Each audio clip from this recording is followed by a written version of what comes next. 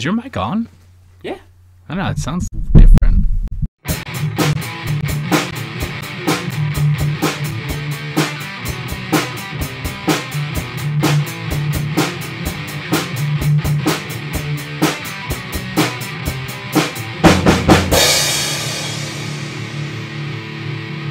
Hello, everybody, and welcome back to another episode of Jeff and Collin in the Morning. We are your hosts, Collin Peters. And Jeff Manfred. Jeff, we're going to do some reminiscing today. Wait, like the dumb shit we used to do when we were kids? Yeah, it's a combo. I know, we did do a lot of this dumb shit when we were kids. We have a nice little childhood memory episode here where we're going to talk about professional wrestling. Different from movies, Wrestling. different from music. Yeah, wrestling, as they say down south. Jeff, what are your earliest memories of professional wrestling? I think it was actually 6 or 7, and I had a Macho Man and a Hulk Hogan action figures. And I remember playing with, it was Ultimate Warrior. Because all I remember was the pose that they always had. Because when we were kids, most of our toys didn't move. They were just stuck in one pose. And it was literally him flexing the whole time. And I was laughing because, like, before this whole suggestion for an episode, I was sitting there trying to think of my earliest memory. And that's it. I remember jumping off the couch while playing with But it's kind of funny because, like, it wasn't until almost, I would say, like 5 or 6 years later is when we got introduced to the Attitude Era. So it's kind of crazy where it was and where it is now. For me, wrestling was kind of like in my family as I was growing up. Because ironically, we live in the Reading area of Pennsylvania, and the WWE, it was the WWF at that time, or even if you want to go back further, it was actually the WWWF. Before it was just World Wrestling Federation, and when Vince McMahon, I guess, senior, technically they're not really senior, junior, because they have different middle names, but Vince McMahon Sr. had the Worldwide Wrestling Federation. So we knew guys like Ivan Putski, Chief Jay Strongbow, of course Andre the Giant, Big John Studd, Iron Sheik, and some other guys came and went. I think another popular tandem was Tony Atlas and Rocky Johnson, who is Dwayne "The Rock" Johnson's father. They were the first African-American tag team champions in the history of the company anyway at that time. And of course Hulk Hogan, he was in the company. Roddy Piper was another one. I don't know if he was in at that time or if it wasn't until the 80s hit. But I remember every holiday, because my family was so tight-knit, that they would talk about how in the Reading area, whether it was Hamburg, Reading, Bethlehem, Allentown, Hershey, that was the WWE's territory, especially that 70s, like early 80s era before Vince McMahon Jr. bought up the company from his dad. And it was just a thing that they would talk about. It was cheap entertainment, really. Like, sometimes they would perform at high schools. I know for us, we knew about the Hamburg Fieldhouse, and which is really cool because I actually had seen a wrestling show there around the time of the Attitude Era. It was the ECW brand. And on top of that, there was a Hulk Hogan DVD. I believe it's called Hulk Hogan: The Ultimate Anthology. Okay. And the very first match that they show on it is Hulk Hogan versus Andre the Giant, and it says Hamburg, PA. And Classy Freddie Blassie is Hulk Hogan's manager. And then at the end of the match, Vince McMahon Jr. comes out and interviews Andre the Giant. Oh, no shit. That's awesome. And I said, that's gotta be the Fieldhouse, because that was just it. And I've heard so many stories about how guys would come around then after the show to the local bars or restaurants, and they said they would just feast and have this like buffet spread. Like, I remember one of the guys I know that worked at the Reading Eagle, which is the local newspaper company.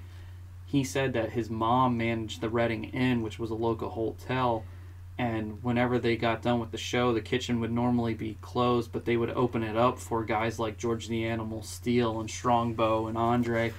And they said, like, the amount of food that they just consumed was just unreal. But at the same time, they said they were nothing but polite and gracious to his mom, and he said he always had respect for those guys, that they had the dignity in class and showed her respect, basically. Just were saying, like, hey, thank you for having this for us and prepared for us and stuff. I thought that was really cool because those old guys could get rowdy, man. I believe it. No pun intended to Roddy Piper. But oftentimes they said that those guys would get challenged outside of actual wrestling. Like, because people would say, oh, this shit's so fake. You know, you're fake. You're not real. And they'd say, oh, you want to see how fake it is? Like, hell, I think Captain Lou Albano actually hit people in the arena if they, like, really challenged him in the front row or something. And it's like, holy fuck. Yeah. You'd never get away with that shit now. Shit, man. Like, it may look fake, but they're still picking him up and throwing him. It's not that they're weak or anything. It's literally just... I don't think people... It was known as also being, like, a real redneck Southern thing. Yeah, I'd say white trash. Yeah, it was white trash entertainment. I mean, let's call it the way it is. It really didn't change until Vince McMahon Jr. got it, and then he wanted to make it this global thing and take it away from the territories, and how guys like Andre were rented. He basically viewed them as independent contractors and said, I want you to work for me, you'll make X amount of dollars, and we'll do TV shows and touring. And you know, then he expanded to, was it closed circuit television, where you would actually, like, go to a theater and see a pay-per-view at that time. And then it turned into pay-per-view.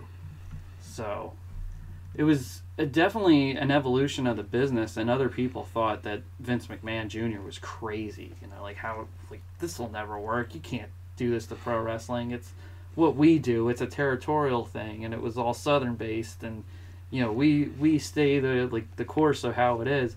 And here he was buying all the talent, like Jake the Snake Roberts, Roddy Piper, I could just go on and on. And it became a big thing. And it wasn't until they said that Hulk Hogan won the championship, and then they got involved with MTV because that was blowing up. Cyndi Lauper became this music icon, and she came out, and Roddy Piper was so well known for being this incredible heel, because that was the terminology. When you're a bad guy in wrestling, you're a heel. When you're a good guy, you're a babyface. Hulk Hogan was a babyface. It's like pop culture icon babyface. And Roddy Piper was this major heel. And when he came out and, like, pushed Cyndi Lauper around and smashed guitars and platinum records and whatever shit, and like all this crazy stuff, it was like, whoa. You know, Hulk Hogan had to come out, put a stop to it. And then you had the Rock and Wrestling connection, and then Mr. T got involved, and all of a sudden Roddy Piper's teaming up with Cowboy Bob Orton and Mr. Wonderful Paul Orndorff. And you had this thing later on that they called Wrestlemania, which was like a gathering of celebrities and athletes and just some of the most popular and well-known people at the time, I guess. And they filled out Madison Square Garden, and TV cameras were there. It became this big deal. People saw it was just entertainment, and that the athleticism that those guys had, to the point where it looks like you're breaking their neck, but really they're not breaking your neck, was happening. And it's like, this is actually some incredible stuff, even though it's fake and we know it, but so are movies. So why can't we just enjoy live entertainment? Yeah. Kind of had that gladiatorial feel to it. So you got two big dudes just fighting it out in a ring. And that was one of the coolest things ever. And like you said, the talent leading up to that point was just crazy, because Andre the Giant and Roddy Piper were two that kind of did both well, even Hulk Hogan, were several guys that did movies and wrestling throughout the 80s and 90s. Roddy Piper did They Live and what the hell is it called? Hell Goes to Frogtown? Don't I was going to say, I don't even... I watched it only because of Last Drive-In. I don't even fucking It was bad. Poor Roddy. Yeah, but like his personality is amazing, isn't it? Didn't he do one where was it like 3 for Dinner or whatever on WWE Network at the time, where they were talking about like reminiscing? He's probably one of the more well-known ones with Hulk Hogan and Andre. Andre was one who always played, well, the Giant. And he's well known for Princess Bride, which is, by the way, my wife's favorite movie. So it's like it's cool seeing like both things kind of come together. And like the stories you hear about Andre is probably, I would say, even crazier than like just seeing him. Well, hell, the famous story about him being drunk and passed out on the street or in a hotel lobby, that was around here. Yeah.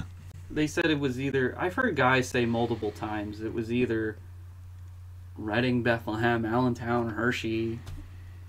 I don't know for sure. It sounded like they didn't know for sure either, but apparently Andre just passed out around this area. It was either in a hotel lobby or on the street, and they couldn't carry him, so they had to take his wallet, his watch, and things that were valuable so that nobody could steal them from him. And I was just thinking, could you imagine walking around somewhere and just being like, is that Andre the Giant?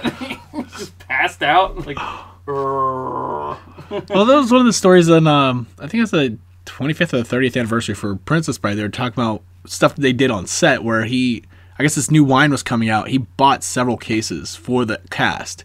And I would say several cases for himself and bought 2 for the cast. Yeah, I know, right? So, like, they're saying it was like a pitcher-sized mug that he had that he was filling and then drinking. And then when they got him to stand up and go to the hotel, and he passed out in the lobby. Well, they didn't know what to do with him because, like, obviously they're actors. They don't know how to pick this monster up. So they literally take the carpet and just throw it over top of him to keep him warm. But it probably would have been the craziest thing to see. Like you said, just seeing this guy that big laying on the ground.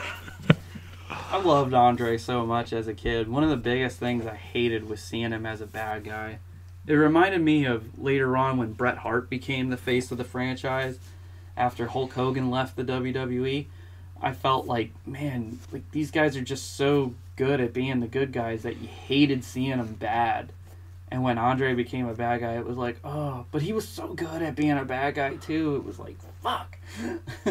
Same with Bret Hart and Hulk Hogan. When Hulk Hogan was a bad guy, it was fucking amazing. But you hated seeing the heroes go to the dark side. You're like, ah, oh, fuck, man. Would you say this is the male equivalent of a soap opera? Absolutely. I've been saying that for years. It's funny because, like, if you say that to, like, some wrestling fans, they'll fight you tooth and nail. But if you look at the storyline, I'm like, yeah, dude, it fits perfectly. It's a soap opera to a T. Dude, just because you powerbomb somebody through a table doesn't mean... It's literally not Eddie Murphy. Eddie Izzard. You fuck my wife, you fuck my wife, you fuck my wife. Fuck you! You have a problem, you fight it out, you see what happens, you move on, or you fight him again. Yeah. But wrestling's also very psychological, and that was the thing that they always said about Jake the Snake Roberts, was that he knew in-ring psychology was what they said. That it was all about telling a story. Like moves were telling a story. If somebody was injured, you work around their injury. You make it look like they can still fight you on one leg and be the hero, or there's a chance at least that they can beat you, or you got to make sure that that other person doesn't get hurt, but you got to still put on the show, because at the time before the pay-per-views, it was all about making money on those house shows. It's like TV gave you a name. They actually said that the belts were really only there to prop you up and give you a name. But if you didn't have a belt but you were popular, like Roddy or Andre, you didn't need the belt. Oh, wow. I mean, it's totally different now because you have shows like Raw and SmackDown where they can flux and they have, you know, this brand's belt and that brand's belt, and then you have how many pay-per-views. But it's not like that was how it was before. It was all about building popularity. They said they were encouraged to do movies, do TV, because it was the more you get noticed and become a star, the more we get noticed, and then the business starts picking up. Because if the house shows aren't selling, or if you're shit in the bed in the ring, nobody's going to want to come and see us. Exactly. And it was important that a lot of those guys were healthy, but it's also how can they stay healthy when they're working almost every day out of the year. I mean, it's amazing when I hear they had some time off here and there, but I've even heard Bret Hart say that, you know, over the holidays I was busy entertaining other kids and families and not seeing mine. Yeah, I think they said they do 360 days a year. That's an intense schedule. Yeah, I think they do get off for Christmas, but it's probably not enough. I mean, I know WWE was known for pre-taping shows, so whatever you saw on a Monday really happened on a Tuesday, or I don't know how exactly it worked out. Oh, that's right, because that's the whole controversy with WCW and WWE at the time. At one time, they were giving away the spoilers on Monday Night Nitro because they were live. WCW, excuse me, Monday Nitro was live, which that was a new thing to do. Like, what if something gets screwed up or what if somebody gets hurt and you're on live TV? It's like, I don't know about this. Well, that was the thing. Like, the 90s brought a lot of, like, big names to the forefront. If you think about it, that's where we got Undertaker, we've got Austin, we've got The Rock, and a whole bunch of other people that my brain is really not helping me out right now. Triple H, Yeah. Shawn Michaels. Oh, phew. List goes on and on. But, like, the 80s were a good stepping stone that did have all those big guys, and they were able to help bring Vince up to where he needed to be. But it wasn't until the 90s, I feel, with the live taping and actually having the war. We also, in the 80s, you didn't have Monday Night Raw. Yeah. I think there was... I mean, besides WrestleMania, there was Saturday night's main event. That was on NBC, I believe. And I think it was just called Monday Night Wrestling. Okay. Because I was growing up at the tail end of Hulkamania. And I remember my cousins and my uncles and my grandfather talking about the stuff from the past. But it wasn't uncommon that they had VHS tapes of like past pay-per-views or past events. So, I mean, I remember we got that stuff and rewatched it. And we're like, okay, here's Hulk versus Andre in WrestleMania 3. And here's WrestleMania 1 and 2. And all this other crazy, wild stuff. And it was like, all right, now I'm getting a little feel for what I missed out on. And Hulk and Roddy were still at the top of their game. Poor Andre was in bad health. And as anybody knows, contracts come and go in the WWE and pro wrestling in general. I mean, shit, the Road Warriors were in, like, every company known to man, and they got every tag team championship just because they were that fucking awesome. Hell yeah, dude. Just their look alone. They were so famous, the Road Warriors, that whenever they came out, they said they would always get this loud scream, which they call a pop when the crowd just goes nuts. That they said whenever you get a loud pop in general, they call that a Road Warriors pop. Oh, nice. That is awesome. They came out with the makeup on their face, the mohawk and shaved edges on the sides, and the football pads with the spikes on. Sometimes they'd ride out motorcycles. They were badass, man. And their names were Hawk and Animal. Hell yeah. Oh, dude, they were intense. But during that 90s time, they were definitely going through a transition. I mean, they said that Hulk Hogan was starting to get a little stale with his act. It was only so many times you could do the say your prayers, take your vitamins, let Hulkamania run wild, come out in the ring, rip your shirt off, save the day. You know, and the $1 Million Man was one of the main bad guys. $1 Million Man, Ted DiBiase. Everybody's got a price. But he had some of the funniest shit in his vignettes. Yeah. Where he was always buying people off. Like, here are these kids at a public pool. He's going to buy it out and say, oh, you guys got to go. The chlorine level's too high. And he just tells them to leave. The time he said to a kid, bounce this ball 10 times and I'll give you money for it. And he literally waited until the 9th dribble or something, and he kicked it and goes, oh, I guess you're not getting it. Oh my gosh. What a dick, dude.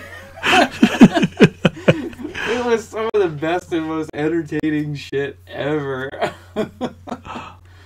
Oh, man. I miss that stuff. I mean, I'm so happy that we can go back and rewatch it, because it's just fun. Oh, absolutely.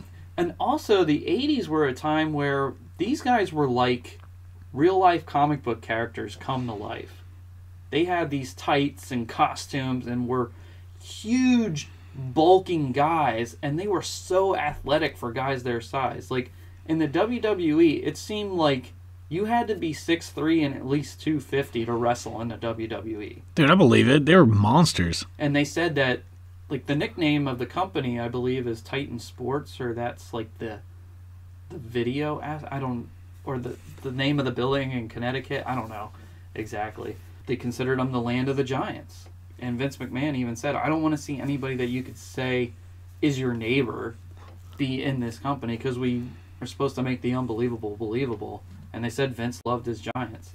And Hulk always said that he loved working with the bigger guys because it was the David versus Goliath thing.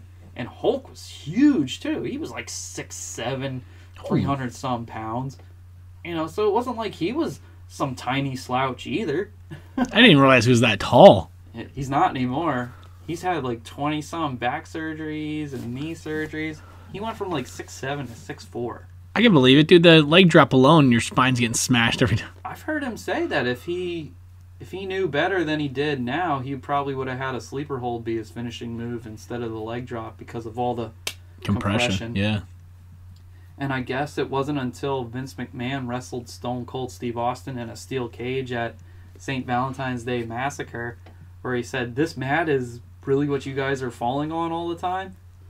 He said, oh man, we got to fix this a little bit. So I guess they worked on trying to change the mat a little bit. Dude, that's a big time period between the two. Yeah, I know, right?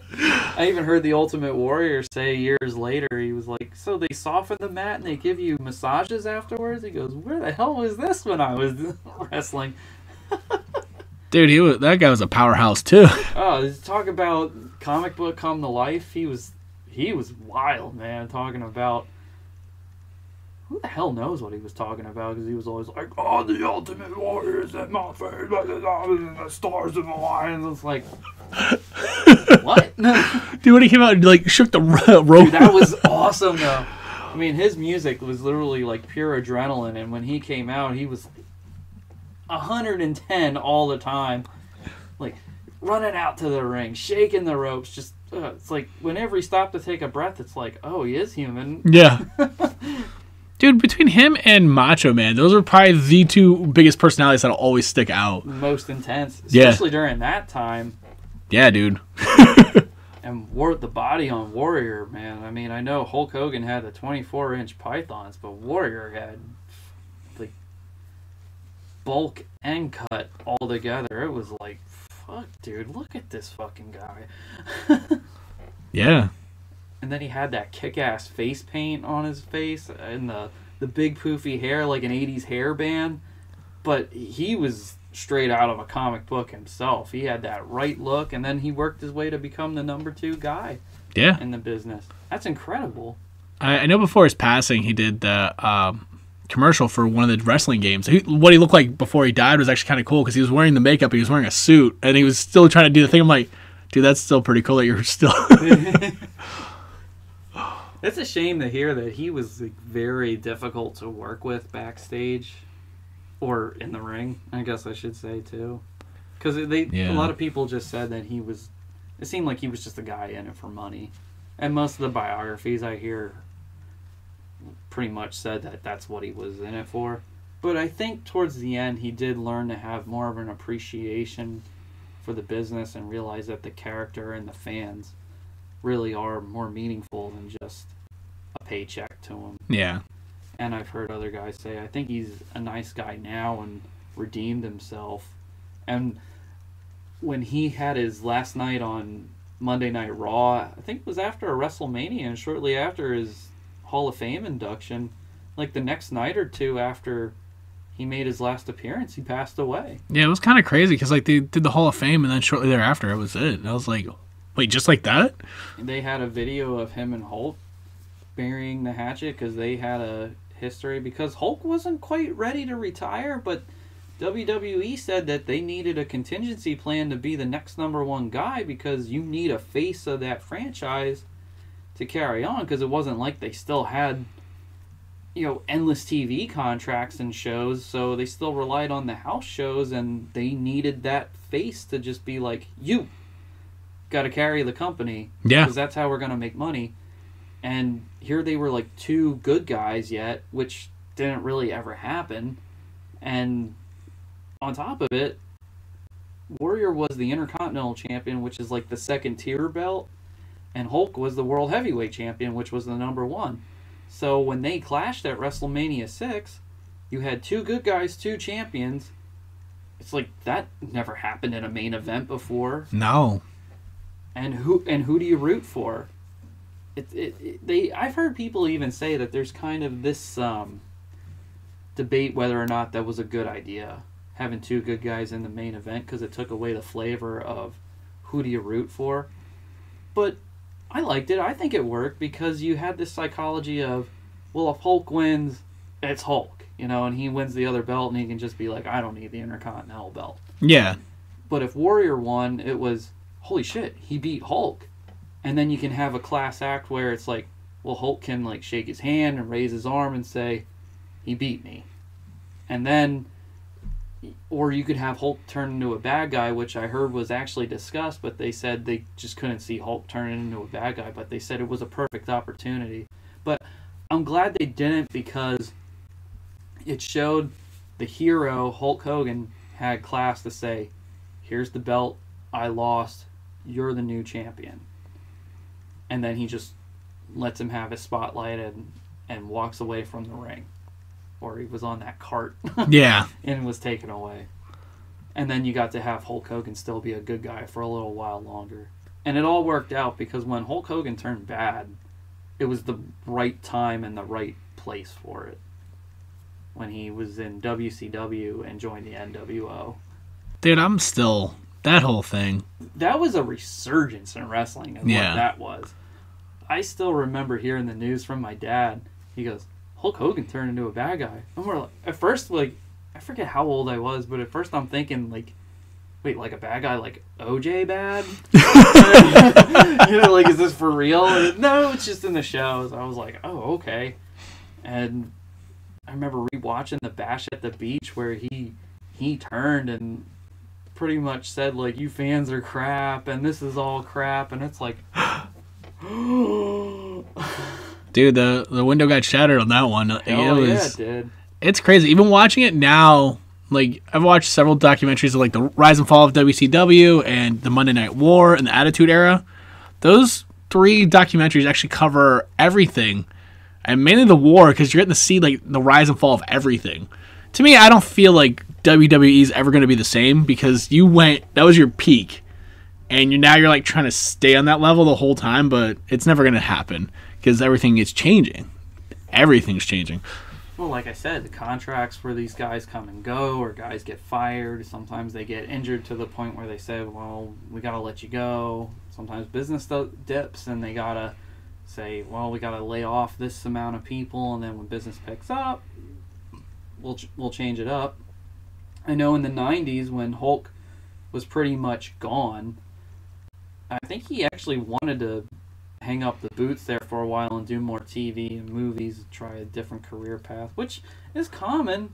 It didn't really work out for him, but... I'm thinking it's Suburban Commando. Suburban Commando was pretty funny, though. It's not a good movie, but it was no, it had its moments. Like Undertaker in it, just with a really high-pitched voice. No, there are some fucking one-liners in that movie, though, that are hilarious, but... I might have to go back and rewatch it, to be honest. It's not a good movie, but it's funny as shit. Was he in No Holds Bar, or was that Piper? Oh, yeah, he was.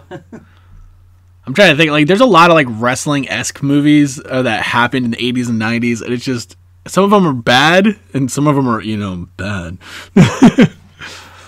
Shit, I still remember when Hulk Hogan was in Gremlins 2. Dude, I fucking forgot about that entirely.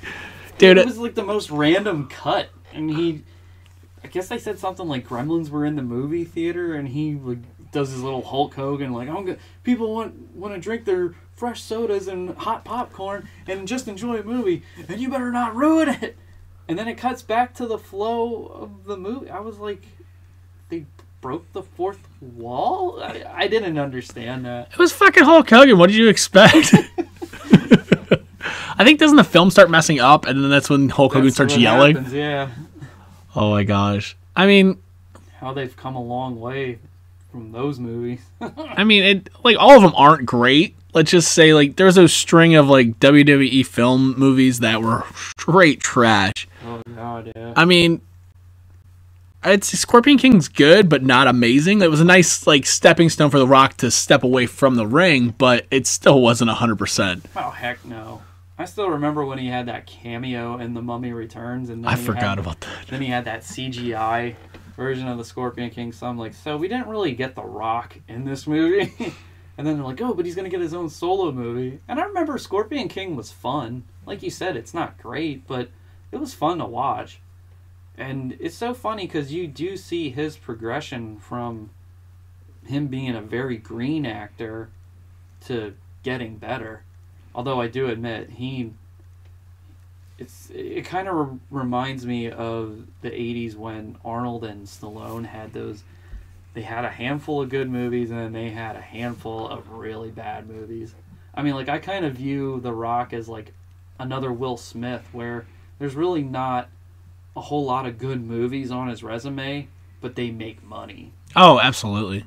I feel like he's done so many sequels, but somehow the sequels got better with him. So, well, fuck it, let's just do it. What do they call him? Box office Viagra? Yeah. I mean, come on. What is that one he did? Skyscraper. I just watched it recently because I think it was at my mom's house. And I'm like, it's not great, but it's just kind of cool seeing him all right, cool. He's a lead. He's not paraplegic. He's an amputee. And it was cool seeing Nev Campbell do something other than horror. But it was still kind of the thriller action movie to it. So, and we all know fucking Fast and Furious. And Yeah. No. That right there is just fucking ridiculous. No thanks. But we also got to see Kane without the mask in a movie several times. And it was cool seeing him play a monster. And I thought they were actually going to go that route with Glenn Jacobs. It actually says his name for real correctly. Yeah, wow. Holy shit. You're good with names. But it's I felt like the sequel was actually better than the original. The original I felt was too cliche and little kind of not linear. You'd tell it wasn't what they wanted. So things felt out of place, and kills weren't 100%, and I felt it was too much of the abused child story was playing. But the second one was straight slasher, but it was cool seeing Catherine Isabella and Daniel Harris actually come and play characters in the movie. Oh, that's cool. Yeah, and I was obviously you're going to get your typical slasher feel to it, but just seeing how big he was compared to them made me realize, that's a big dude. And then actually seeing one of the live shows, he was standing in front of me. And I'm up against the railing. I'm already 4 feet off the ground. He's actually my height, and he's huge. I was like, well, fuck. I was 3 rows from ringside, and I was front row. And I was front row for him and Daniel Bryan as the tag team champions. And then I was 3 rows away when him and Undertaker were the main event one year. And they were out at ringside whipping each other around. I actually got nervous because I was like, these guys, or for anybody if you're listening to this and you don't know, Kane and Undertaker are just a shade under 7 feet tall, 300 pounds of solid muscle, as athletic as hell. And when they whip each other into these gated, they're not even, I don't even know what you call them. They're this barrier fencing, I mean, they're sturdy, but they have some give to them. But they can easily hit you from possibly 3 rows. Look out! Yeah, but we've also seen everybody evolve from wrestling to movies, where we watched John Cena go from really bad to actually really good. So watching Suicide Squad and Peacemaker, you actually see he got better. When he started out in the Marine. And then you got to see Dave Bautista evolve over time. I think his best movie, it sounds funny, is I think it's a bad movie, but his best performance came out of Guardians of the Galaxy 2, where you actually get to see his performance actually evolve. Hey, that happens a lot. Just because it's a bad movie doesn't mean they're bad. Yeah, he was actually probably one of the best things about the movie. That's kind of crazy part about it. And if I bring up Triple H, we all know that his acting never. When I saw in a WWE magazine that somebody said one of the better actors there was like a list of top 5 that was a wrestler to an actor in movies, and I think number 1 was Triple H. I said, fans are just doing this because they love Triple H, because I was like, I mean, Blade Trinity. Oh my god, dude, that was a shit show to begin with, and he didn't help. He did not help that at all. I love Triple H, but holy fuck, man, it's like sometimes he oversells it in the ring, yet not in the performance, but on the mic at times. I mean, otherwise in the ring, dude's awesome. I mean, there are times where I felt like, he might be a little too, like, not as flashy, but he didn't need to be. He was as great in his own way. He stuck to his limitations. It was that in-ring psychology. That's why he's the game. Oh yeah, dude. The way he came out and just his presence alone, even with DX, it just seems like he was the face for a while, and I felt that was cool. Him and Shawn Michaels and whatever variation of DX was out there, they became the face of WWE with Austin and The Rock. So, while we're on that, when the 90s came around and Hulk went away and was trying movies and stuff, there was this transition where some newer talent was around in the 90s, and the WWE called it the next generation, where they were pushing guys like Undertaker more. They realized he was the face of the franchise when he made his debut, because he had theatrics, he had a look, he was talented inside the ring. They were giving smaller guys like Bret Hart and Shawn Michaels more of a chance and more of a push. And it's funny saying smaller guys, because really they're 6'2", 220, 30 pounds. That's small in the WWE at that time. And they're not small at all. And then you had Scott Hall, Razor Ramon.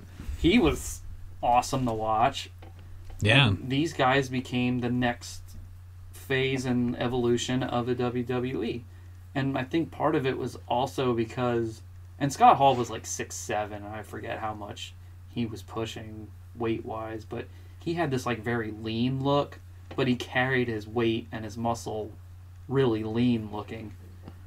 But I think they were kind of going that route because there was a steroid trial at the time. And they were under fire for it, so... And that's a whole nother episode in itself. I mean, look at the guys in the 80s. They were fucking monsters. There's no hiding the fact that they were on something. I mean, shit. What people don't realize is a lot of those guys also took steroids just because it helped keep them going, along with other things like pain pills to numb the pain when the show was over, and then they would be on cocaine to stay up to do the traveling or to stay up to be wired when they would work. And then steroids had like a healing factor to them that kept them going, and the physical fitness that they were doing could kind of like have a bit of a healing factor to it depending on what they were taking and how their body reacted to it. Like, I think it was Bret Hart who said, the Dynamite Kid said to him, "Are you taking steroids?" because he blew out his knee, and Bret said, "No, I'm not really into the bodybuilding aspect of the sport. I'm more about the physicality in the show and the techniques." You know, he was the excellence of execution. He was Bret the Hitman Hart. And Dynamite Kid said, "No, you don't get it. If you don't take steroids, you're not going to last long in the business." Wow. Yeah. But I think it was that mindset of also how people don't look into the health benefits of not abusing steroids. Because it actually is there to serve a purpose medically. Yeah. We just know the abuse side of it and the side effects of what it can do to harm people. I mean, otherwise, steroids do have a benefit, just like anything in moderation. Like, I think sometimes AIDS or HIV positive patients, people, they sometimes take anabolic steroids to help them with if they get muscular dystrophy, or if they just have a problem maintaining body strength or something like that. And I think that was what Dynamite was pushing into Bret's head, because at one time you could tell when Brett was in the Hart Foundation with Jim the Anvil Neidhart, that he was way more filled out, and then he got a little leaner. And I think it also helped him and his athleticism as well when he was probably off it. Yeah. But they were pushing guys like Shawn and Brett to be the new faces of the franchise. I remember Kevin Nash was a big, no pun intended, big star at that time. He was 7 foot, 300 pounds easily. He was actually the Super Shredder in Teenage Mutant Ninja Turtles too. Talking about movies. And you could see him in The Longest Yard with Stone Cold Steve Austin and Magic Mike. Wait, he was in Magic Mike? He was one of the strippers with the guy. Get the fuck out of here. Well, in WCW, they called him Big Sexy Kevin Nash. Oh my gosh. Oh, and the Punisher? Oh, the damn. Russian and the Punisher? Dude, he's a big dude. Wow. But those were pretty much your main guys. And they had some silly ones like Doink the Clown. Yokozuna was a big name. But they said business was dipping at that time, and professional wrestling in general kind of just lost its flair. It was still kind of geared towards kids, but the kids from the 80s were getting older. And when Hulk Hogan went over to WCW, he was still doing the same old say your prayers, take your vitamins, train, and rip the shirt off. And finally, at one point, they said we needed a change. When Scott Hall and Kevin Nash's contract expired, they went over to WCW. They said they could offer them guaranteed money and less dates, so they said, okay, let's jump ship then. And they did this like takeover in a way where Eric Bischoff, who was the guy in charge of WCW, said, I want things to be more real. I want you guys to use your real names, not your stage names, because they were Diesel and Razor Ramon. Now they're Scott Hall and just Kevin Nash. And when they came in, they just said, we're taking over the company. And they would just beat the hell out of all these other guys and ruin their matches. And they said that we got a surprise for you. We got a third guy coming in. But they didn't tell anybody. And at the time, they didn't know who it was going to be, this third guy. I think the backup was Sting, because they didn't know, because Hulk Hogan had creative control over his character in his contract. So they said, well, if Hulk doesn't agree to turn bad, we need a backup guy for it. And I think Sting was the backup guy. I'm kind of glad they didn't go that route, because I enjoyed Sting the way he was. Because it worked out for Sting in the long run, and then it also worked out for Hulk Hogan. And because Hulk Hogan turned bad then and became black and white, and they became the NWO, and he basically shit on everybody, it changed everything in wrestling. I mean, WCW then all of a sudden was like a big deal. It was like, wait, it's taking down WWE, you know, the main godfather here. Yeah. And then they even said that WCW was going to go head-to-head with WWE on the Monday Night Wars, and they were going to compete for the ratings. And it just became this phenomenon. I mean, watching Hall and Nash and Hogan as the NWO and all these bad guys, and seeing them just be these rebels and how they just went against the grain of what they were. It was like a mom-and-pop shop to fuck everything rebellion sort of deal. And fuck who we were. I'm tired of this shit. It almost like became, well, they're the bad guys, but they're kind of cool because, yeah, I get it. And they were just the outlaws in a way. Yeah. And then they started growing and evolving, and it changed not only wrestling and those characters, but like we said, it changed Sting then, and it probably turned into the best thing for his gimmick ever when he adapted the Crow makeup. And which was actually Scott Hall's idea. Well, the funny thing is, it wasn't actually the Crow that gave him the idea. It was actually a picture of Marilyn Manson when he was at the airport. Well, I heard two stories. I heard that one, and then I heard Scott Hall say that Sting was looking for a different look because he was still doing that California Surfer. I actually enjoy that look. His hair was fried from the highlighting all the time, and he was growing it out and letting it be its natural dark color. And he didn't really know what other kind of gimmick they should do, and he said, well, did you ever see the movie The Crow? And I think like, because at first it was just The Crow, and then later on he was adopting other squiggly lines and stuff, and I'm pretty sure copyright had to play in a part of that. Honestly, it might have been both stories, to be honest. Because if you think about it, like, yeah, Try the Crow, it probably gave him the color scheme, but like seeing that, like showing the different lines on his face was probably what really gave us the Sting look that we ended up all loving.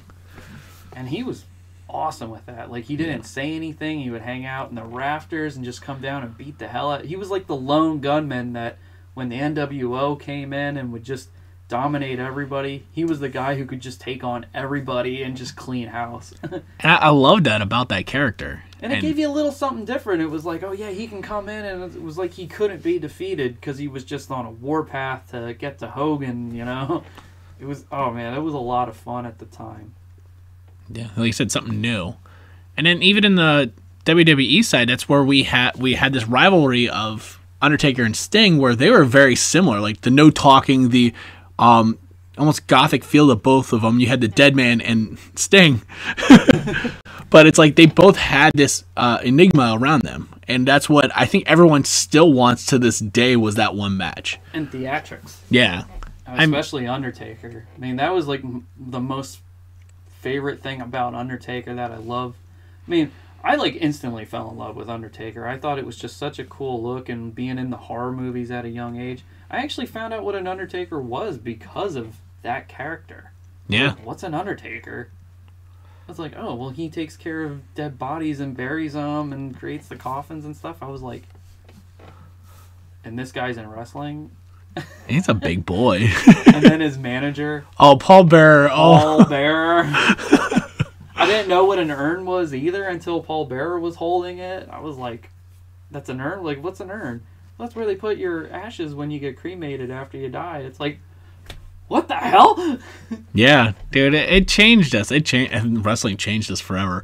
But it was also an introduction to things that your parents didn't really think to tell you unless it got brought up somehow. Yeah. You know, like what's the snake that Jake the Snake Roberts is carrying out?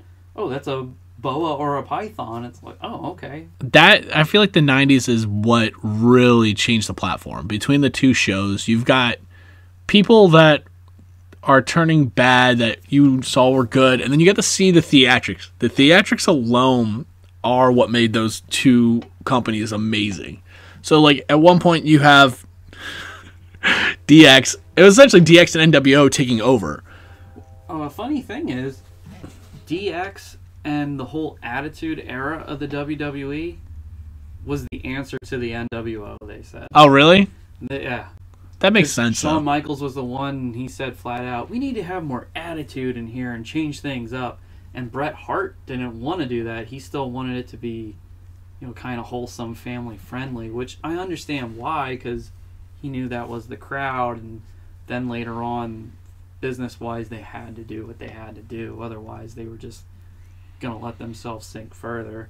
Yeah. And then we knew about the Montreal screw job where Bret got screwed out of the title, and then there was the beef with him and Vince McMahon, and of course that's like this infamous story, and it was basically Bret's last night in the WWE, and he went to WCW, and then it took until 2011 maybe 11 or 12 for him to come back. Wow. It was a while, yeah. I know he came back for the Hall of Fame, but to actually like make an appearance on Raw or something, it took many years. Well, that was a grudge. Grudge.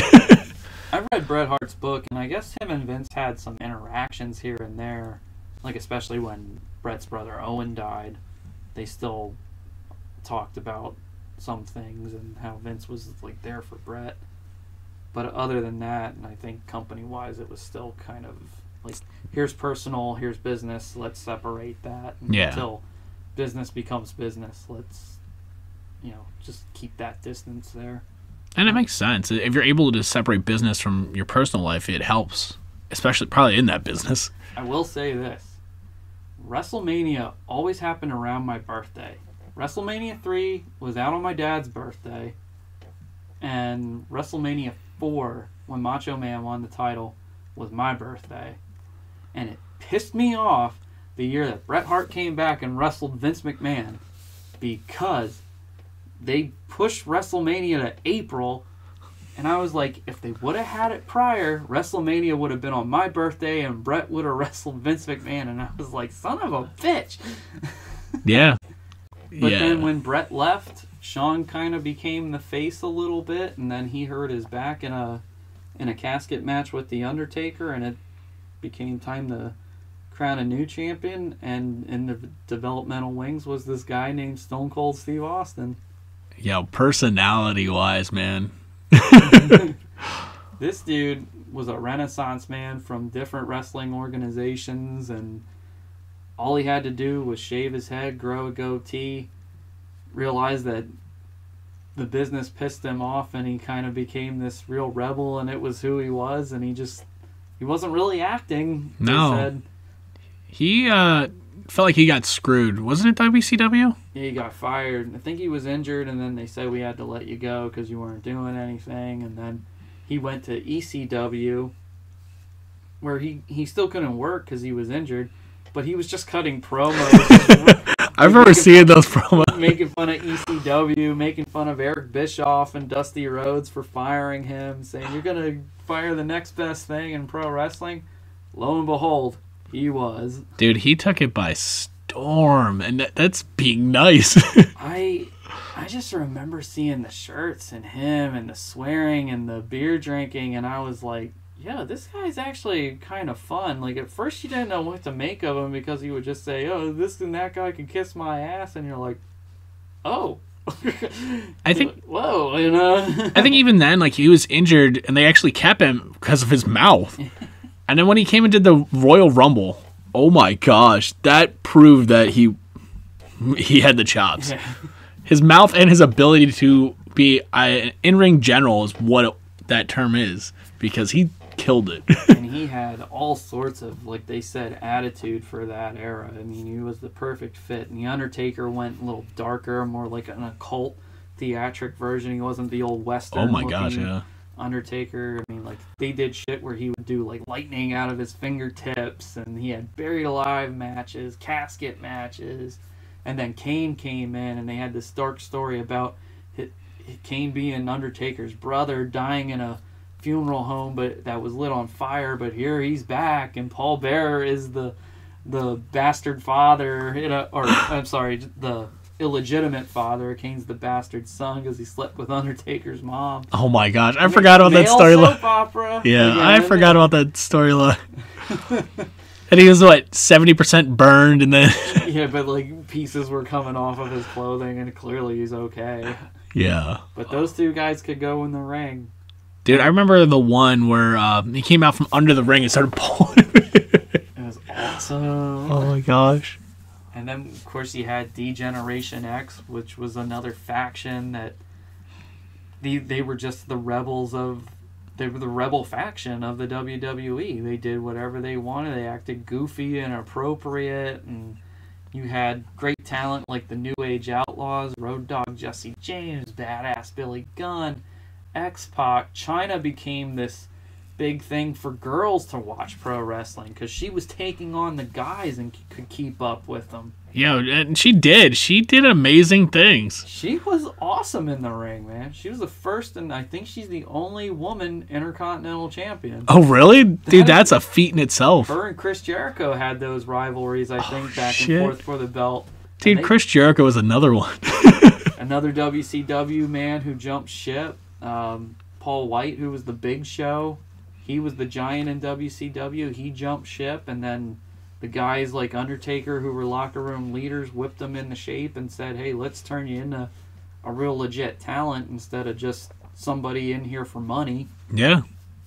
I mean, Triple H was ahead of Degeneration X, and then when Vince McMahon formed this corporation factor, he turned bad, and when Triple H turned bad, that was the gimmick that is Triple H. Yeah, I felt like that character, a corporate Triple H, is pretty much what he became, and he stayed that villain.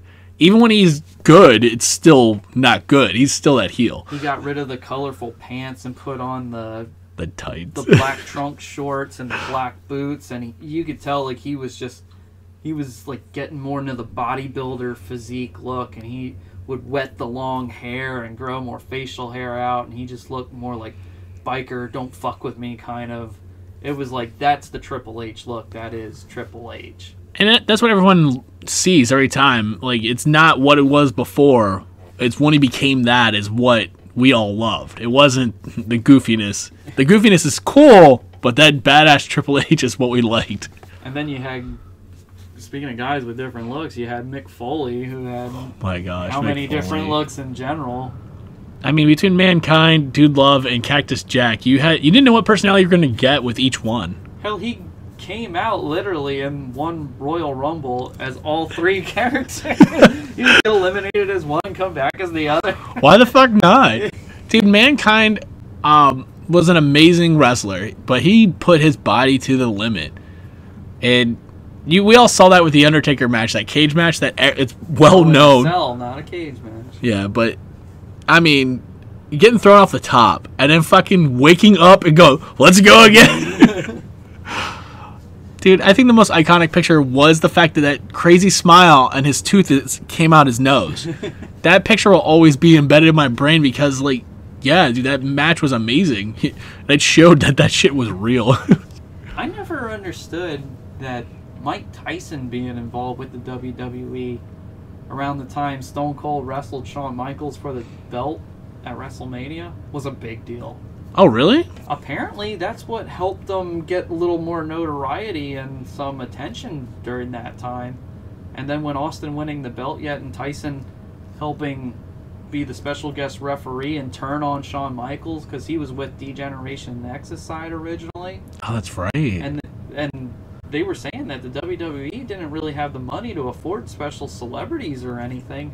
But here they got Mike Tyson, and he was like still popular at that time. And I was like, oh, you know, like I honestly didn't think he was. But when you watch documentaries, apparently it was a big deal. Which, to my surprise, said, wow, I didn't realize Mike Tyson played a big part in the WWE's like catapult to stardom. Then it's kind of cool though.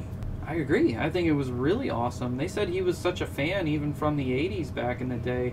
I think they wanted to get him on as a special guest referee in the late 80s or early 90s, but then he lost to Buster Douglas, and it changed the outcome of what they originally wanted for their original idea. And then, of course, I mean, we talked about so many other characters and how Steve Austin was a big part of things. You got to bring up The Rock. Oh my gosh, yeah. That was where Dwayne Johnson, the A-list movie star action hero that we know of, got his start. He was a trash talker. He was athletic in the ring. Even at that time, he had a solid frame to him. And he came out kind of preppy at times and almost, I don't want to say aristocratic, but he had style. And then when he came out to perform, it was go time, and he had some cool moves. He was good on the mic, good looking guy.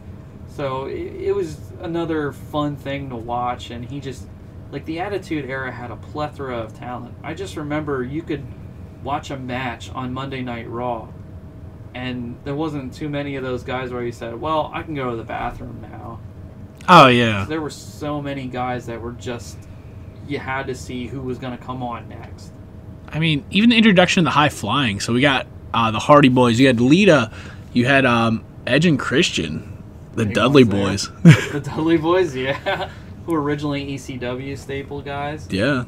And it's crazy. Like, we got introduced to so many things during that. The bra and panties matches. Sable was a big... I don't know if you'd want to consider them divas at the time, because they didn't really have a women's division. They had women wrestlers. And there weren't too many matches, but they came out more for looks and to give people TNA more. Yeah. That's really, I mean, when the age was getting older from those 80s kids to now, I mean, I remember we were going through puberty at that time, and we're like there's Deborah, there's Sable, there's, you know, Tori, you know, it was like, whoa. Yeah. We're looking good. Yeah, bringing back some memories, huh? Yeah. I remember being one of the first guys that got Sable's Playboy. He would be like, yo, can I look at it? Yeah. Dude, that was funny. Dude, even the female wrestlers, like when they actually wrestled, they did really well. They weren't all just TNA, but some of them could actually wrestle. Like I said, I brought up Lita. She was another high flyer that... Trish Stratus. Yeah. She became really... I mean, she started out really green, but then as years went on, they said she was dedicated to the craft, and here she became one of the staples of women wrestlers now. Yeah. And now look what happened. They have their own women's section, which I think is really fucking awesome. They have a women's championship and women's tag team championship, which I think is really cool. It is really cool because in a lot of ways now I think those girls are actually more fun to watch than the guys. Yeah, because meatheads beating on each other over time and just okay. And the girls are doing something that guys can't do because they have different body structures, and it's like, it's fun to watch because their athleticism is above and beyond what meatheads can do. But I think the ones that we mentioned are ones that kind of like showed that they weren't just meatheads. Like they had the mouth behind it. They had the theatrics. The theatrics alone. Psychology. Yeah. It's all about that storytelling. I mean, just watching some of those TLC matches with the Hardys and Edge and Christian were kind of some of the craziest shit you'll ever see. And we talked about the drug use. I mean, those boys probably did a lot just to recover. Yeah, isn't that the truth? I mean, shit, jumping off of a 12-foot ladder to go through another ladder that's already propped up, you know it's going to fucking hurt. A lot. I mean, even towards the end of the Attitude Era, we did see... Like, we started seeing the fall of WCW. We started seeing the PC era starting to already come in. And we got introduced to some new characters towards the end that ended up becoming bigger along the way. Like, John Cena alone... Edge became a solo act and started holding his own and became a big deal. Became known as the Rated R Superstar. Yeah. He was probably, no pun intended, one of the more edgier personalities at that time. Because, like you said, they were getting a little more PC. I know there was the transition of calling it WWF to WWE because the World Wildlife Foundation, I think, made a big deal about the name and the initials being used, and because WWE was now a public company with the stocks being out, that's what gave them the right to kind of go in for an attack. Which made sense then. But...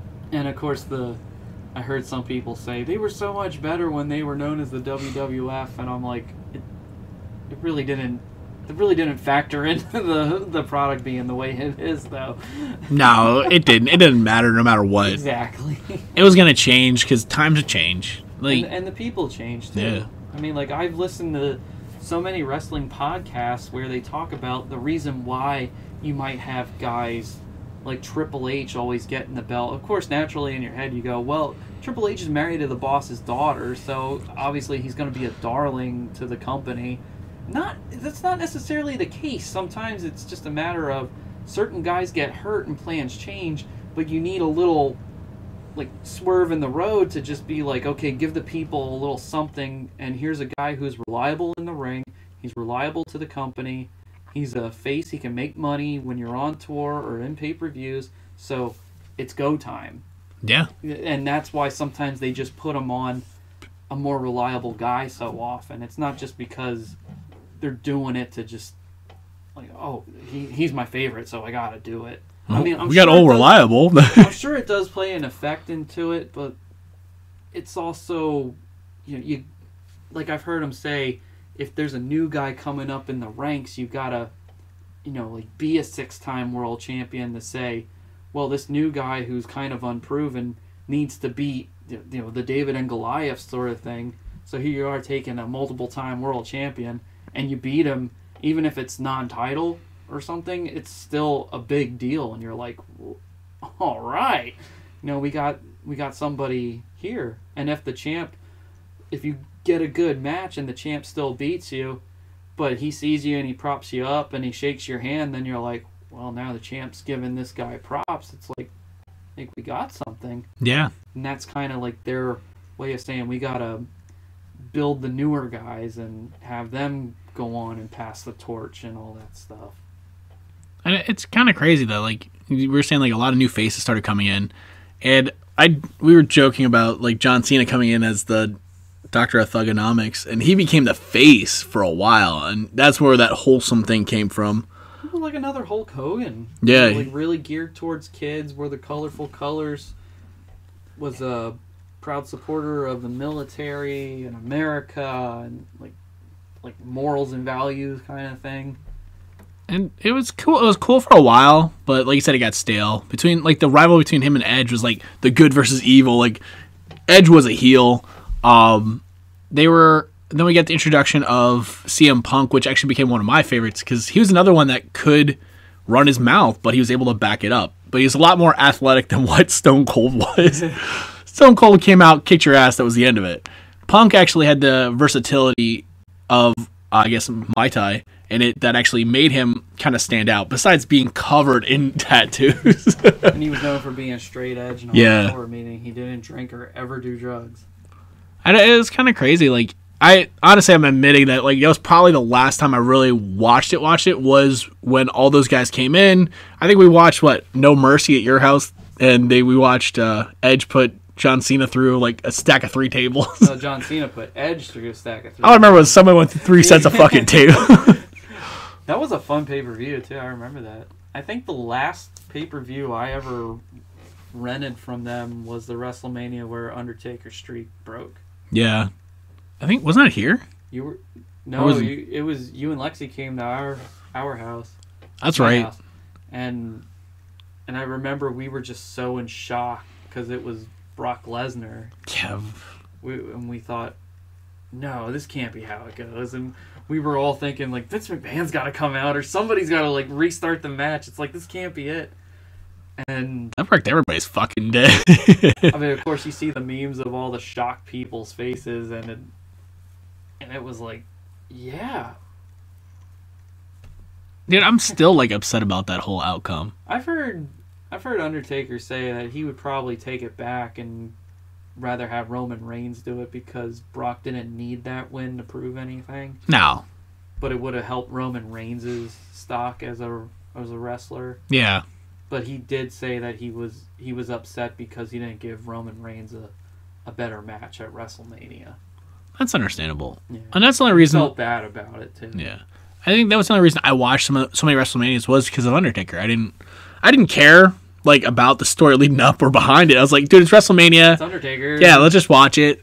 Like, we did get that cool Sting and Triple H match, which ended up being a bust anyway. And it was kind of a letdown. I think when Sting came back, which I was shocked about, I didn't think it was ever going to happen. I started watching for a little bit, and then I was actually at work, sitting at break, and I was watching the match between him and Seth Rollins. Me and one guy, his name's Christian, we're watching this happen, and we're watching it play out, and then watching Sting get slammed in that corner multiple times, and I'm like, dude, he's going to get hurt. I mean, not fake hurt. I mean, he's going to get hurt. And I'm like, the next night is when they came out, and he's like, they did the Hall of Fame, he retired, did all that shit. I'm like, are you fucking kidding me? I watched this happen? Yeah. We just got him back. Hey, at least you didn't watch the incident with Owen Hart. Yo, when I heard about that, I was just like, you gotta be fucking shitting me. That was a shock and a half. I mean, for anybody who doesn't know pro wrestling, Bret Hart's brother, Owen, was a real promising talent. He didn't really get the credit he got because I think Vince McMahon thought he was a bit undersized, but knew he was good at what he did. I mean, the Hart family in general is just known for being amazingly talented. And unfortunately, Owen had this accident where he was coming from the rafters, and he had this like goofy gimmick called the Blue Blazer, and he wore this sequenced feathered cape. And I believe, from what I had heard, that's what interfered with the proper connection to a harness. And on his way down, the harness disconnected somehow.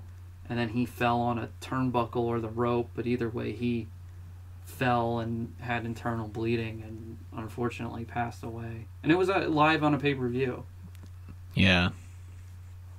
Dude, and I know Vince McMahon gets shit for that because they said they just basically scooped him up and went on with the show. And there's the morality question of, do you, don't you? And some of the guys said, I think we should stop. And some other guys said, I know it's tough, but I think we need to do this just to break everything up. Which, you know, I I don't think there's really a wrong answer there, because they got Owen the medical attention that he needed to try to save his life. And what do you say to everybody? I mean, they're not going to be the same. No. Throughout the rest of the night, and WWE could easily rewrite stuff in general, but I could see, just from like the theater perspective, the show must go on, and they could just, and WWE has been known for also saying we need to just give people entertainment to forget bad stuff, like they did it in 2020 with COVID pandemic being an issue and everybody being locked up and scared. They had the Performance Center be the new place to just watch them wrestle without a crowd, and they had the announcers and camera guys in there. They said, we want to still provide entertainment for everybody. They provided a show for September 11th, and they performed for the troops. They're very much, let's just give you some entertainment value and forget about life's hardships. And that's kind of been their motto, so I can't really fault them for that. And I don't really look at it as a bad thing. Like I said, it's more of a morality question, but I mean, personally, I can't fault them for it, because in the end, somebody can still say you're greedy, it's business, but at the same time, good entertainment value is still there, and it helps you forget the hurt. It really does. Yeah. I mean, we were more talking about, like you said, COVID and everything. The fact that they were still putting on the shows, even though it was the wrestlers in the ring, and they got to try new things. Yeah. Like Undertaker had his last match, or at least his last match as of now, the Boneyard match, where it was made more cinematically. Yeah. Where it was outside, they did cuts and did other more theatrical elements to it that you couldn't do in a ring, and it was different. It was an evolution of wrestling. It was an evolution of that Undertaker character. So it's just another tally for him, really, because that's what that character does. And let's face it, there's never going to be another character like Undertaker. No. One to have a 30-year career, be as theatrical and as entertaining, not really get stale because you didn't let that character get stale. To have the athleticism and the ability that he had, his real name's Mark Calloway, it's phenomenal. And I mean, I'm so happy to have been a fan of him. At one point I was actually a fan of Kane a little more than him, but still the story was better. But still, at the heart, Undertaker was always gonna be the better one. And Undertaker was just more, like, even my dad said, like, Undertaker was pretty damn cool. Yeah. My dad's not the biggest pro wrestling guy, but I know he said he loved watching guys like Andre and Roddy Piper, and I remember him saying that Undertaker really entertained him a lot. And that says a lot when you're not super into it, but you go, he's really fucking good. Yeah. And like you said, Kane could rival it with the popularity and like being able to do continuity, but when we discovered that there was nothing wrong with the man, he was just a monster, kind of like changed the whole aspect of how much bullshit. A problem with Kane I noticed was he, like, whenever you wanted him to be the champ here and there, it didn't happen. Yeah. Like, he could, like, rival and be the guy. He could get momentum going. Like, I remember when him and Triple H had a big rivalry going and the world title was on the line, they didn't really do it. And I was like, I think now would have been a great time. Like, Kane beats Triple H for the world championship. And it's not like they couldn't take it off him and have Triple H win it again. Yeah. Or like the time when Kane had the mask come off, Kane could have been the champion and Triple H could have said, because it was basically almost a lose-lose for Kane. Like, if he lost, he has to take his mask off and he doesn't win the championship. But if Kane beats Triple H, he just becomes the champion. And what does Triple H? He just loses the belt. Yeah. So it was like, well, why wouldn't you make Kane the champion? And if he loses the belt, then he has to take the mask off. And there was a perfect opportunity. And then you add a little more like, well, Kane's not just a dud that can come out, wreak havoc, and then just only work well in tag teams or, intercontinental championships. I think they should have gave him more of a push in that direction, because oftentimes he was just a dud. Yeah. And then Undertaker was winning championships left and right. He almost was in Undertaker's shadow, even though he was his own character. Yeah, that's how I felt. It was almost like, you'll be good, but you'll only be second best. Yeah. And then that's what got old for me with him. I was like, he's still cool, he's still fun, but it's like, you could almost say, he's going to lose this match. And sure enough, he would. And then I heard Glenn Jacobs say, because it sounds like he's got such a good heart, that he was more focused on pushing newer guys. Like how Shawn Michaels was more. It's like, the belt don't really matter. Let's get the newer guys going and create new talent to keep the business going. And it makes sense. We're all getting older, and you know that the next gen is always going to be what's coming in. And you got to be encouraging and help them get better and pass the torch. And if you see that they don't have it, then that's when you just got to say, hey, look, I'm sorry, but I don't think you don't have it. I think the one time I thought Kane and Undertaker were passing the torch was when they introduced Bray Wyatt and the Wyatt Colt, whatever the hell you want to call it, and he was actually beating Undertaker and Kane just to take their power, air quotes, as I'm actually doing them. But it was cool. I thought that was going to be an opportunity for them to bring the next supernatural monster out, and it kind of fell flat, and you could tell that it did, because I feel like sometimes WWE doesn't know what to do with the weird. That's how I feel too, and they don't know how to theatrically make a presence. Like, it was too much of like a New Orleans voodoo kind of thing. Yeah. And I don't think people got into that. Plus, Bray Wyatt looks like somebody's dad just rolled up. He's actually IRS's son. Oh, really? Yeah. When $1 Million Man had a tag team partner in the early 90s, there was Erwin R. Schuster, and he went by the initials IRS, and he looked like an accountant and came out into the ring, and he'd even have like the typewriter as the entrance music, and then he'd get on the microphone and go, just so everybody knows, you need to pay your taxes. That's horrible. That was his dad, though. That actually makes more sense, but it's like, it was cool seeing like them try to bring in that whole new like horror element. I know they did it. They continued with him kind of getting creepier, and what the hell's her name? A girl kind of joined him, and she kind of became with him. But I feel like it's gonna fall flat like it normally does. Yeah, they didn't really do so well on the factions. I remember there was Nexus that they tried, and that didn't do very well at all either. Some of the things that I noticed that they were trying to do for a while was bring in the kids that were into wrestling. And so far, the only one, like generational kids. Like I said, Bray Wyatt is IRS's son. Randy Orton's probably the more relevant one that's still going. And he was Cowboy Bob Orton's son. They fucking made memes out of that poor boy. I mean, they probably still are. And I know at one point they had Ted DiBiase Jr. and they tried bringing back the $1 Million Championship. I don't know what happened to him exactly, but I mean, sometimes it works, sometimes it doesn't. I mean, what's her name? Charlotte kind of seemed like a big thing because was a women's champion. Ric Flair's daughter? Yeah. Yep. But I felt like they were using Ric Flair too much for her. Probably. If they would have let her do her own thing and then kind of like him manage her like a manager should, not interfere all the fucking time, I feel like she would have been her own character. I think she still holds her own though. She can. Like has the legacy with the flashy robes or costumes that she has out, and she's actually a hell of a performer as well. I mean, I saw her live, and she's good live. Oh, Natalya Hart. Yeah. Jim the Anvil Neidhart's daughter and Bret Hart's niece. She's another fantastic talent in the women's division.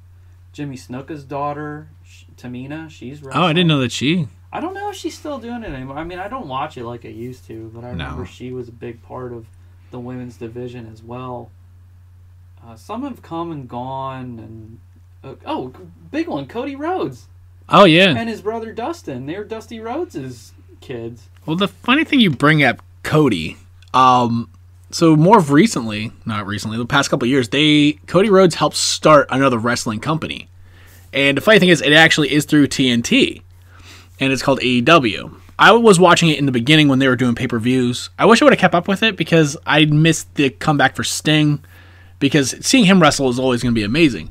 But Cody Rhodes being a staple point and starting another company was a big thing, because like now you're going to have the a rivalry that's already starting, because they're buying up all the talent that WE is just letting go. So they made Chris Jericho a fucking big thing for a while. He was actually another one who became a bunch of memes because of shit he would say. He was the champion for a long time. He was going up against Cody Rhodes, and they were like building everybody up and buying everybody up. And now it's like they're doing shows instead of it just being like we're doing pay-per-views. I think it was like after a year, I watched like 2 or 3 AEW pay-per-views. It was cool seeing like some people come back, watching Jericho wrestle, even though he looks so out of shape, but he's somehow muscular as fuck. But even like on our little break, we were talking about, I got to see CM Punk's comeback before his comeback. It was a company that I follow. They're called Violent Gentlemen. It's a hockey company. And they posted a picture of CM Punk wearing one of their shirts that just says Enforce Chicago. And I'm looking at the background and I'm like, that's not a UFC ring. That's an arena. And then one of my friends literally sends me a clip of CM Punk coming out to AEW with his original music. I'm like, are you fucking kidding me? So it was cool seeing the aspect of CM Punk coming back. I thought that would have never fucking happened too. And it's cool seeing like now that I feel that WWE has something to fight against, where we had all those other independent companies kind of like there, but they weren't as big. Now you've got a backer and a TV company going up against WWE, who kind of needs it because they've been stale for a while. They have. I haven't been watching WWE regularly like I used to. I see some guys here and there. I kind of keep up with the news, or I listen to podcasts where they talk about some new guys that I don't even know the names of. But I'm more interested in the behind-the-scenes stuff anymore, the biographies on the older guys, and listening to those stories and still rewatching the old stuff again. Yeah. Just because it was a lot of fun. And yeah, I honestly I miss the old days. I mean, I know you got to move on, and there was like a time where I think if you wanted me to say there was a perfect time frame where it was a little mix of a bit of attitude and some like wholesomeness, I would say that maybe like that 2005, 2011, 2013 maybe era. That was a really good time to have new guys in just a transition and a fresh rebuff. And I thought that was a lot of fun. It wasn't nearly as good as the Attitude Era. I don't think anything will be as good as the Attitude Era, really. No. But I just remember that was like the last time I really had fun watching it on a consistent basis. So, yeah. I mean, now I'm all about how like this pay-per-view went with all these injuries, and how the guys say they prefer indoor venues because they feed off the crowd and the energy, and when you work outside, all the noise goes up and out of the arena, so they don't know if the crowd's reacting or not, which is crazy because you think it's still loud, but they said they don't really notice it until they're in the back watching it on TV again. Oh, shit. Like, wow, we tore the house down on that one. And I think that's wild. And hearing their in-ring experiences, hear how they still get nervous, hear how they're still worried about getting hurt or wrestling hurt and performing. And it's just, like the attitude that some of these guys have, and the respect for guys like The Undertaker, how he was a locker room leader, how he would talk to Vince McMahon and confront him about things when other people were too afraid to, but he did what was right versus what was wrong.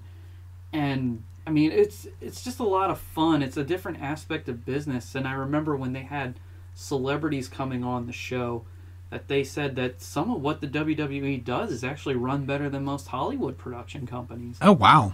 Which I think it was Hugh Jackman who said that, actually. Wait, Hugh Jackman was on? You remember, like, during 2010, they had Hollywood celebrity every Monday night on Raw? No, I don't. Okay, well, he was one of them, and when they interviewed him backstage, he said, this is actually one of the most smoothest productions that I've ever been on. Well, you think about it, they've been doing it for like 30 years, so... And with multiple shows and all this talent, they probably have backup ideas already stacked in how this is going to go, how that's going to go, and if this falls flat, then you got to do this. It's not totally improv anymore. Maybe it is, but I always get a kick out of that, and I always respect those guys with the talent that they do, because it takes a lot of talent and athleticism. They say there's a difference between being in shape and being in ring shape, and they said it's a major difference, and people don't realize that. You just don't work out and do some cardio. I mean, you got to take those bumps.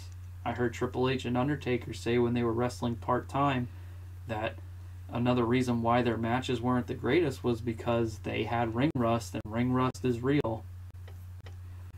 Yeah, because that break, you kind of forget how much it hurts.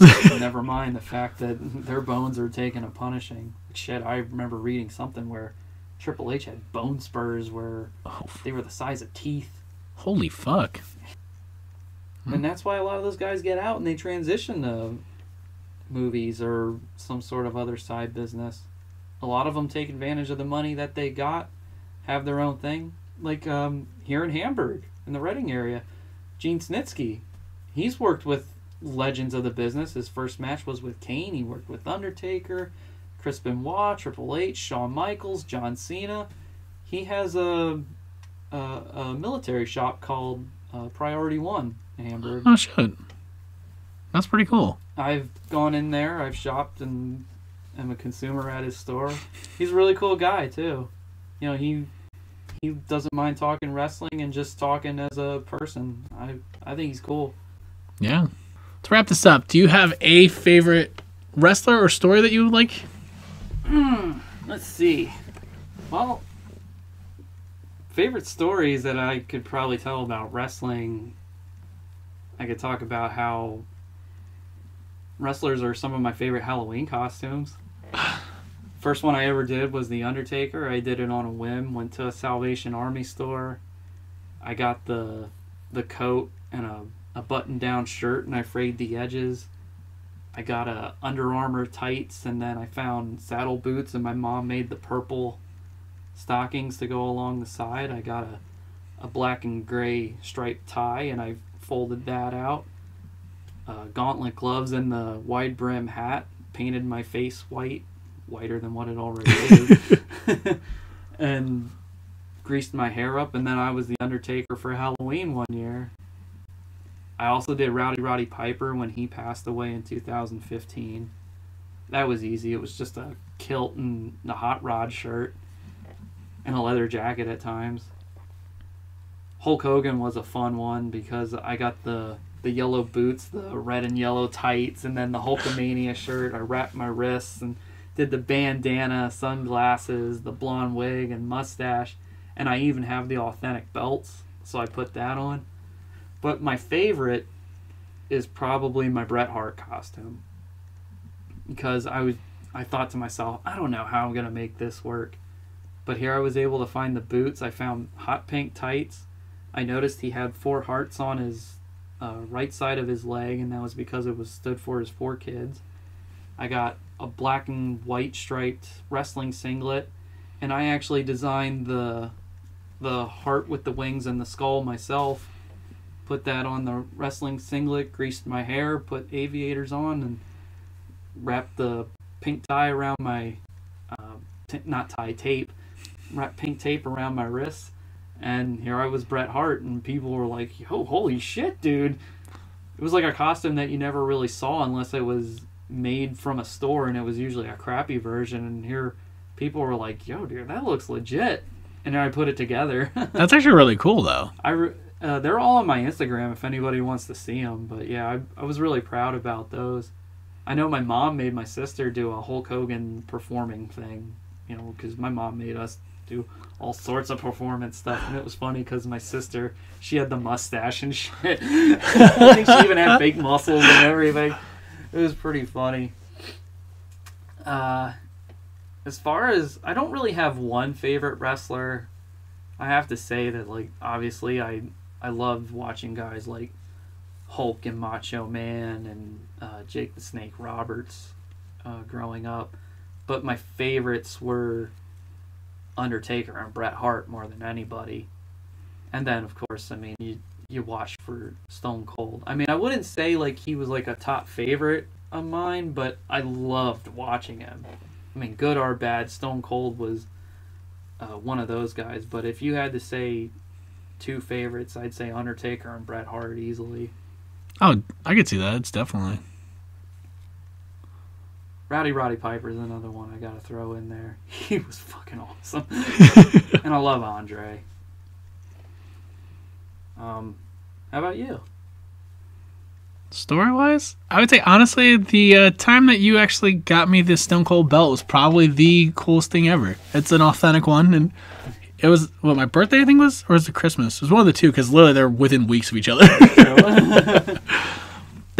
It's still hanging up in the Loomis room, and it's probably like one of the proudest moments I had, because it's like, it was never holding a belt, and then that's it right there. Absolutely. And I gotta tell them the other story, because I have a Stone Cold Smoking Skull belt, and you saw the pictures of me posting with Oh, yeah, dude, I was actually jealous. Yeah, there it is. I was straight jealous. I'm like, holy fuck, he's got this? And that's what actually came of it. It ended up, he got me one, and like I said, it's probably the coolest thing ever. Because like, I never would have thought, A, holding a belt, B, having one. I do have another funny story. My mom actually got a giant trampoline, and we got the cage around it. So naturally, wrestling matches were on that thing all the time. One of my favorite gimmick matches was the Undertaker's Buried Alive match.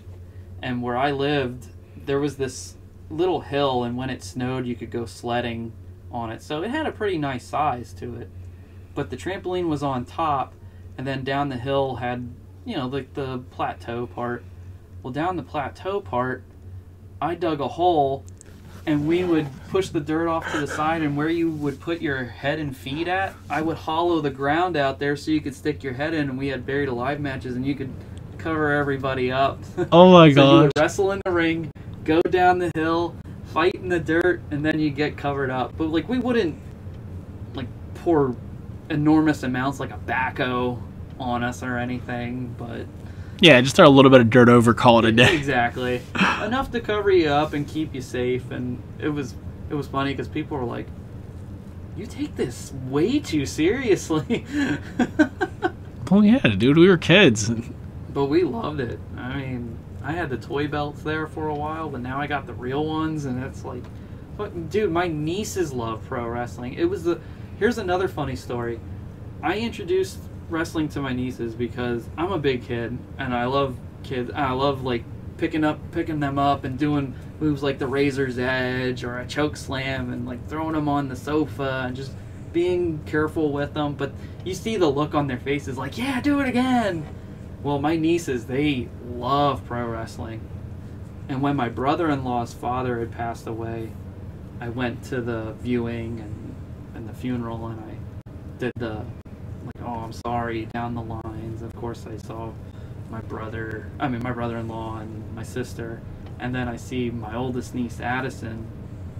And she was 7 or 8 at the time. And as soon as she saw me, you know, it's all emotional. Like, oh, sorry, here's your hug. There's a blah, blah, blah, blah. What'd you do at the funeral? And first thing Addison does when she sees me, she just goes, yeah! And I'm like, no, honey. Not the time and place. And she's picking it up like a champ already. I mean, she reminds me so much of me with emulating wrestlers and just movie characters and just nailing it for someone her age. And I mean, she's already doing poses like walking out and being all cocky with a belt, or telling the fans to like, oh, you cry babies. I think she even, oh man, what was the other thing? Oh, she said to me the one time that she was upset because my sister wouldn't let her sign up for wrestling. And I said, well, honey, it's not WWE wrestling, it's amateur wrestling. And she goes, oh, then forget it. And we were having some family get-together. It was holidays or some sort of celebration. And somebody had asked her, Addison, what kind of sports do you like? And she goes, I don't really like sports. But I like wrestling. That's actually funny, dude. She's asking me all sorts of questions and wants to know so much about it. And it's like, I think we got a future wrestler out of this one here at some point. If not, she definitely loves it. I know she loves going to the shows, and she has a big smile on her face all the time, so the family legacy continues. Oh, absolutely. Makes me a proud uncle. That's good. Mm-hmm. Here's another question for you. Since it's a big, hot topic, what do you think is the best or your favorite era? The 80s or the 90s Attitude Era? Honestly, I'm going to have to go with the 90s because it introduced us to so many new things. Like you said, between WCW and WWE, that I think that was probably the best era because of everything they got introduced. What about you? I'd have to say the Attitude Era as well. I think the transition was really good. We had more TV time. The stories were better. It was more narrative. Don't get me wrong, the 80s were fantastic. And it was such a fun time to be watching that stuff. They were fun characters. The guys at that time were great stepping stones to launch the business into what it is. Without them, we wouldn't have had the Attitude Era. We wouldn't have pro wrestling become out of the redneck white trash solely entertainment that it once was. I mean, it still is, don't get me wrong, but it's got more family value to it now, and it's just pure entertainment at like a live athletic level, which I still appreciate to this day. And I gotta say, like, I was so glued to the Attitude Era every Monday night. I mean, I was so pissed off when USA Network would have those dog shows, and I'd be like, come on, this is supposed to be for Monday Night Raw, not a dog show. Yeah. And then I remember sometimes when WCW got so bad that it was like, well, WCW will be on, and you'd watch it and be like, it's not the same. Oh my gosh. I mean, I could go on and on about wrestling more and more, but this is a good introductory show. We're hoping to get our friend Tom Malenkovich back on because he's a huge pro wrestling fan. And he's got stories of underground and independent wrestling that he's been a part of and witnessed. And I'd love to hear what he has to say and have him share his stories as well, because Tom's a really interesting guy. And we loved having him on before, so we'd love to have him on again for this, because I know he's a passionate wrestling fan. That's awesome. And I know that we've talked a lot about WWE, and it's pretty much just because it's a staple for us, because it was our area. I mean, that's pretty much what my family talked about, and that's what we knew. If it wasn't for those guys jumping ship to WCW and the NWO starting, I probably still wouldn't have watched WCW. No. I knew of the guys. I'd probably flick it on here and there, but for the most part, I was WWE through and through, and I think no matter what, I still will be. But entertainment's entertainment, whether it's this brand or that brand. Guys come and go. I mean, you can have stories about every single wrestler for their own podcast episodes themselves, but for Jeff and I, this is a good introduction to let you know our mindset and how much wrestling has played an effect in our lives. It's fun storytelling, it's fun action, it's male soap opera. You got some good-looking women on there. You can be as theatrical and as crazy as you want. Shit, Jeff speared me in the beach one time because, tell the story. Tell the story. Oh my gosh. I had long hair at the time. I mean, I flip-flopped from long hair, short hair. Yeah, like we were in the ocean and he kind of came up and I go, oh yeah, Triple H, I fucking just speared him. Like there was no holding back. Up in the air, and I had no idea what was coming. I washed the water away from my eyes and flicked my hair back, and all of a sudden I just this ball of muscle just coming and boo. Dude, I totally fucking forgot about that. You apparently did. Yeah, tell me not to. Oh my gosh. But yeah, dude, it influenced us a lot. And hell, in a lot of ways, we were kind of considered a tag team. I remember your dad saying that, I would be afraid seeing you guys walking down somewhere together and they want to give you guys shit. And there were times where people, were giving people a rough time and we stepped in. Yeah. And we put a stop to it. I mean, even on more one occasion, we feed off of each other, which is the funniest thing about this whole thing. It's my God, we were so tag team partners. It's crazy. Yeah, and it even now, even the whole podcast, you'll notice it'll go and we'll start talking. We don't even know what the fuck we're gonna talk about, and all of a sudden it's we'll mention something, and all of a sudden it just sparks and goes blah blah, and it builds up, and that's how it works. It's just that's how we are. And what you guys are hearing is actually not scripted at all. Hell, half the questions I asked are just going to be random because I'm well, fuck, what? Yeah. And that's how it is. This is a normal conversation. We're just recording it and giving it to you all. Yeah. But even on that, I guess it'd be a good time to stop because, like I said, we keep going all fucking day. Oh, yeah. We're definitely going to have a pro wrestling part 2 at some point. Yeah. With or without Tom. Yeah. I'm sure Rashetter has some stories. He's told me some things too because he was a wrestling fan himself. But I think it's good that we sign off for today. Yeah. So with that being said, we shall end this episode of Pro Wrestling of Jeff and Collin in the Morning. This is Colin Peters. And Jeff Manfred. Thank you all once again for listening. Stay safe. Stay crazy.